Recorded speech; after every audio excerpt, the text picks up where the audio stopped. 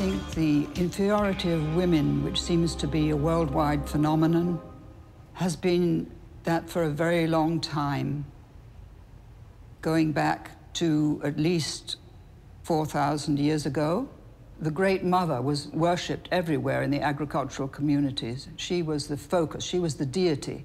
Now that lasted at least 25,000 years before the rise of the patriarchal civilizations. The imbalance began to come in when you had the movement to the cities, you had the growth of population, you had a warrior culture coming into being, and war becoming a way of life, because there was rivalry between the cities.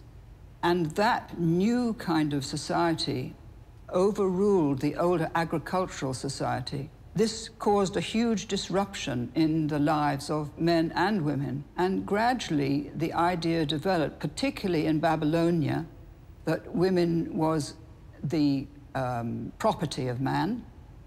That is one very important point, the shift from the Great Mother to the Great Father, and the rise of the male god, and eventually the rise of the Great Father, Father God of the patriarchal religions that we still have today. This was encapsulated in a myth which came into being, the myth of the fall of man, came into being around 800 BC. This myth, which assigned to woman an inferior position in society because she was seen as the cause of the fall. It wasn't really Adam who was the cause, it was Eve.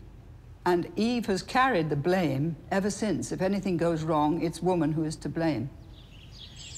This great split had a great effect on the psyche of men and women, because men began to feel that they were the superior gender. And they associated woman with nature, with all that was chaotic, because nature was regarded as chaotic, because they were trying to master nature. They were trying to irrigate the fields. They were trying to tame the rivers and things. So nature became not exactly the enemy at this stage, but certainly a force to be mastered.